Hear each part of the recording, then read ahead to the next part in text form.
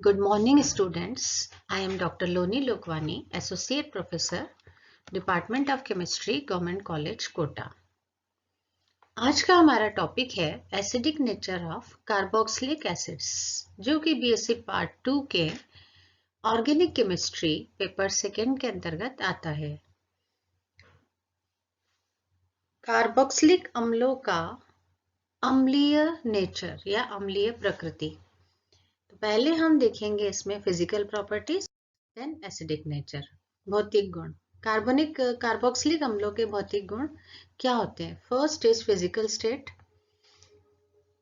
भौतिक अवस्था, जिसमें कि एलिफेटिक जो लिक्विड्स हैं, एलिफेटिक एसिड्स जो है वो लिक्विड होते हैं। C1 से C9 तक के जो ग्रुप है वो लिक्विड होता है, और इसके ऊपर वाले जो कार्बोक्सिलिक एसिड्स हैं वो कलरलेस और सॉलिड होते हैं, क्रिस्टलाइन सॉलिड होते हैं, मोम की तरह, लाइक वैक्स होते हैं, और ये कलरलेस होते हैं। और मोस्टली एरोमेटिक कार्बोक्सिलिक एसिड्स जो है वो कलरलेस होते हैं और क्रिस्टलाइन सॉलिड होते हैं। तो C1 to C9 तो लिक्विड्स होते हैं, और हायर एसिड्स जो है वो कलरलेस सॉलिड होते हैं, लाइक वैक्स, और एरोमेटिक जो होते हैं वो क्रिस्टलाइन सॉलिड होते हैं और कलरलेस होते हैं।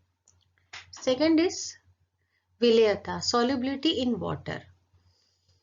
अब एलिफेटिक एसिड्स जितने भी हैं, जैसे लोअर एसिड्स जो है C1 to C4, ये पानी में पूरी तरह से घुलनशील होते हैं। They are completely soluble in water.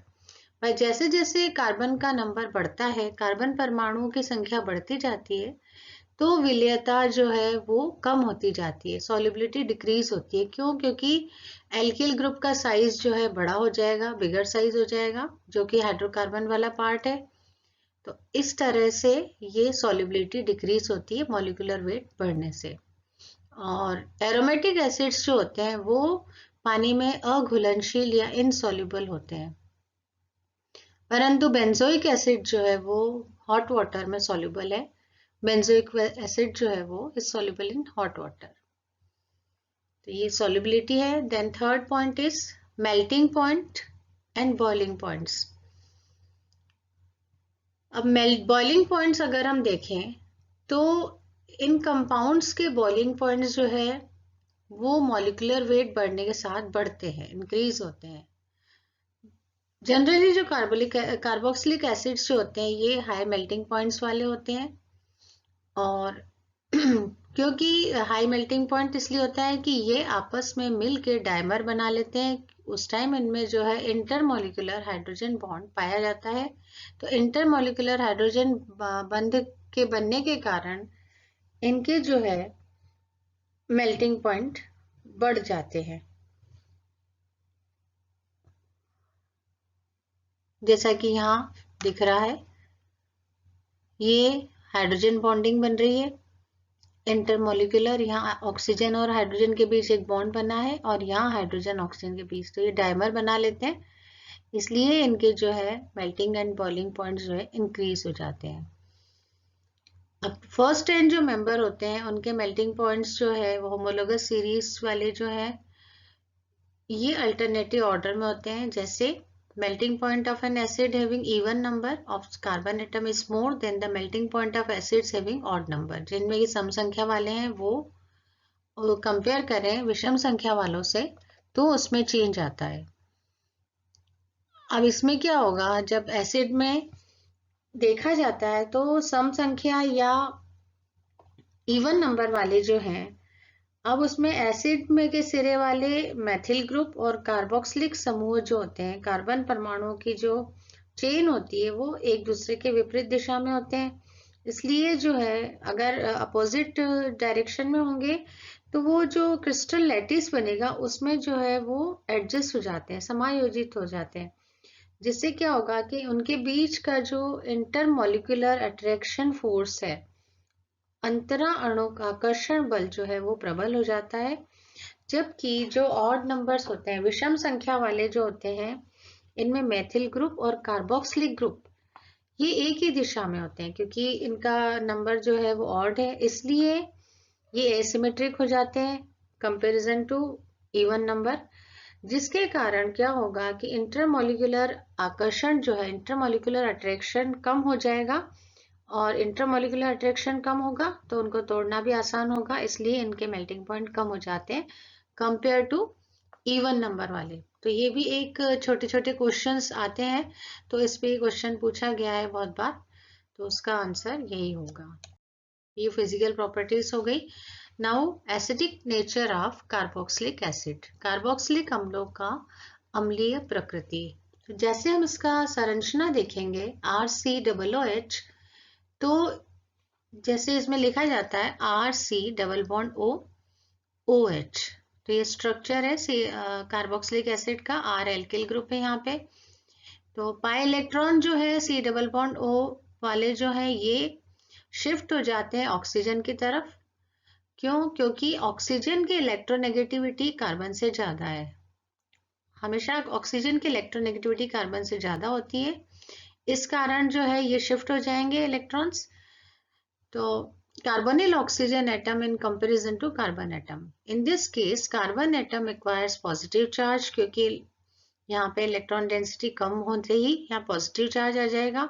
अब इस सेकेंड स्ट्रक्चर जो बनेगा उसको हम इस तरह से लिख सकते हैं, क्योंकि ये शिफ्टिंग डिलोकलाइजेशन हो रहा है, मतलब बॉन्ड मीन्स इलेक्ट्रॉन शिफ्ट हो रहे हैं, तो यहाँ इलेक्ट्रॉन डेंसिटी इस कार्बन पे कम हो जाएगी, तो सेकेंड स्ट्रक्चर बनेगा कार्बन पे प्लस चार्ज और ऑक्सीजन पे इलेक्ट्रॉन्स अधिक हो गए तो माइनस चार्ज।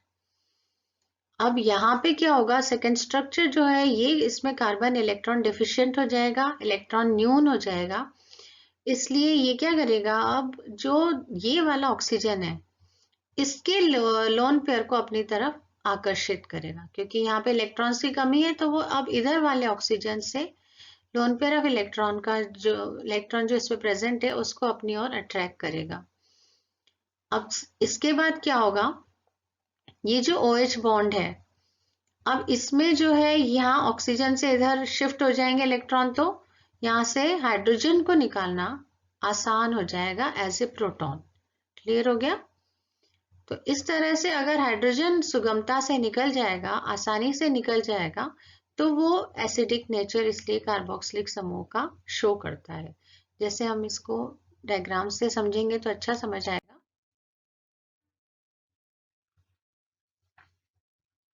जैसे ये दिख रहा है RCOOH, तो पहले क्या हुआ, थर्ड स्ट्रक्चर में यहाँ शिफ्ट हो गए, बॉन्ड शिफ्ट में इलेक्ट्रॉन शिफ्ट हो गए, तो ऑक्सीजन पे माइनस चार्ज हो गया, ये कार्बन जो है इलेक्ट्रॉन न्यून हो गया, इलेक्ट्रॉन डेफिशिएंट हो गया, तो ये क्या करेगा, यहाँ से जो है अट्रैक्ट करेगा इलेक्ट्रॉन्स को, तो ये बॉन्ड जो है वीक हो जाएगा, ये इधर शिफ्ट हो जाएगा और यहाँ से H+ निकल जाएगा, तो RCOO minus charge carboxylate ion plus H+ ion, तो H+ आयन निकल जाएगा। तो इसीलिए स्ट्रॉन्ग एसिडिक नेचर जो है कार्बोक्सिलिक ग्रुप का, ये इससे हम इसको एक्सप्लेन कर सकते हैं, और दूसरा हम रेजोनेटिंग स्ट्रक्चर से भी हम इसको बता सकते हैं। अनुनादी संरचनाएं जो बनती हैं इसमें 3 तरह की, उससे भी हम इसकी जो है एसिडिक नेचर को एक्सप्लेन कर सकते हैं। जैसे कि कार्बोक्सिलिक समूह की हम प्रबलता देखें, तो ये वाला जो स्ट्रक्चर है, दिस वन फोर्थ, इसमें OH ग्रुप जो है, OH समूह जो है, यहाँ ऑक्सीजन पे क्या होगा, शिफ्टिंग हो रही है, यहाँ से इधर जा रहा है, अब कार्बन पे प्लस चार्ज आ जाएगा, नेक्स्ट स्ट्रक्चर ही बनेगा, तो पॉजिटिव चार्ज प्रेजेंट है उस पे OH समूह के। अब इसमें क्या होगा, अब जैसे शिफ्टिंग होगी तो इसमें ऑक्सीजन जो है, इस पे इलेक्ट्रॉन की कमी आ जाएगी, इधर शिफ्ट होते ही डबल बॉन्ड, तो नेक्स्ट स्ट्रक्चर जो इस तरह से बनेगा, यहाँ पॉजिटिव चार्ज और नेगेटिव चार्ज। अब यहाँ से जब ये इलेक्ट्रॉन इधर शिफ्ट हो गए, तो यहाँ ऑक्सीजन पे क्या होगा, ये इलेक्ट्रॉन डिफिशिएंट हो गया, तो यहाँ पे पॉजिटिव चार्ज आ जाएगा, यहाँ पॉजिटिव चार्ज आएगा इस ऑक्सीजन पे 6th स्ट्रक्चर में, और इस ऑक्सीजन पे नेगेटिव चार्ज आएगा। तो इस तरह से ये जो है 3 अनुनादी संरचनाएं, रेजोनेटिंग स्ट्रक्चर्स यहाँ बन रही हैं। अब ये जो 6th वाला स्ट्रक्चर है, इस पे ऑक्सीजन पे पॉजिटिव चार्ज प्रेजेंट है, और हाइड्रोक्सिल जो ग्रुप है इसका, तो प्रोटॉन यहाँ से इजीली रिलीज हो जाएगा। ये वाला बॉन्ड जो है कमजोर हो जाएगा और यहाँ से प्रोटॉन एज ए H+ ये निकल जाएगा, रिलीज हो जाएगा।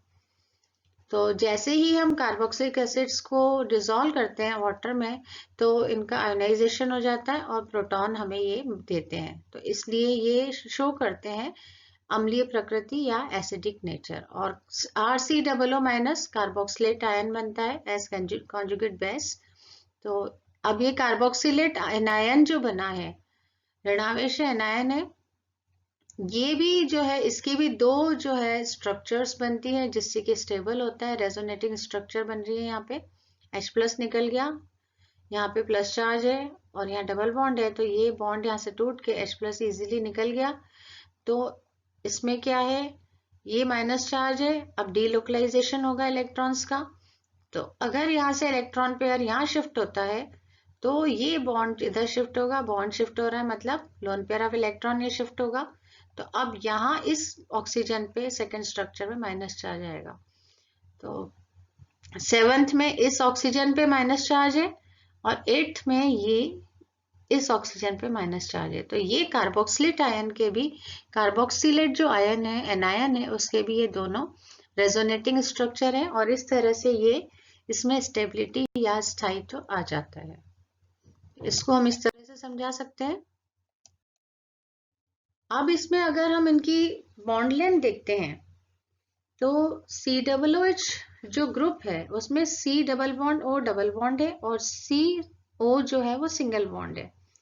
तो डबल और सिंगल बॉन्ड की अगर हम बॉन्ड लेंथ देखें, बंध लंबाई देखें, तो 1.23 एंगस्ट्रॉम एंड 1.43 होनी चाहिए, क्योंकि कार्बोनिल ग्रुप में क्या होता है, C डबल बॉन्ड O जिसकी बॉन्ड लेंथ होती है 1.25 एंगस्ट्रॉम, और ईथर या अल्कोहल जो होते हैं उसमें CO जो होता है ईथर में या अल्कोहल में, उसकी होती है bond length 1.43।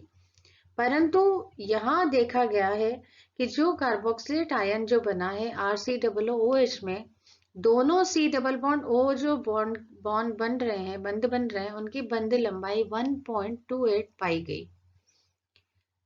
Carbon oxygen bonds contain a bond length of 1.28 angstrom in COOH group।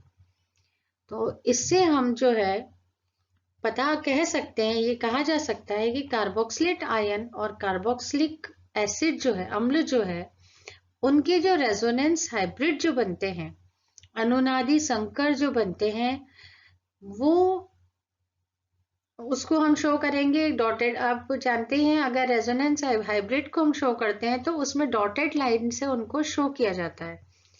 तो उस तरह से अगर अनुनादी संकर जो बनते हैं और उनको हम बता सकते हैं, तो इसमें हम कह सकते हैं कि कार्बोनिल ग्रुप जो है वो स्वतंत्र रूप से उपलब्ध नहीं होता। C double bond O carbonyl group स्वतंत्र नहीं हो सकता क्योंकि उसकी बॉन्ड लेंथ शो हो रही है 1.28। तो इसलिए जो ये ग्रुप है कार्बोनिल ग्रुप की रिएक्शंस कार्बोक्सिलिक एसिड्स नहीं देते। ठीक क्लियर हो गया? It is assumed that resonance hybrid of carboxylate ion and carboxylic acid can be represented by the two types of structures of resonance hybrid. Then structure clearly suggests that carbonyl group does not freely available, therefore alkanoic acids means carboxylic groups do not give the reactions of carbonyl group। इसी तरह से COOH group carboxylic acid वाले जो compound है वो carbonyl means C double bond O समूह की reactions नहीं देते। क्लियर हो गया ये? तो ये इनका जो है अम्ल सामर्थ्य हमने देखी, एसिड स्ट्रेंथ जो देखी वो दो तरह से हमने देखा। एक तो H+ आयंस निकल गए, ऑक्सीजन पे प्लस चार्ज आते ही बॉन्ड वहां से कमजोर हो गया। दूसरा रेजोनेंस के कारण भी जो है ये स्टेबिलिटी आ गई। और तो ये दो तरह से हम समझा सकते हैं इनकी एसिडिक नेचर को, कार्बोक्सिलिक समूह को या कार्बोक्सिलिक एसिड्स वाले कंपाउंड्स को। तो ये बीएससी सेकेंड ईयर के ऑर्गेनिक केमिस्ट्री में ये आपका आता है। तो ये कंप्लीट हो गया आज। इसके फिर फैक्टर्स हम नेक्स्ट क्लास में देखेंगे। Thank you.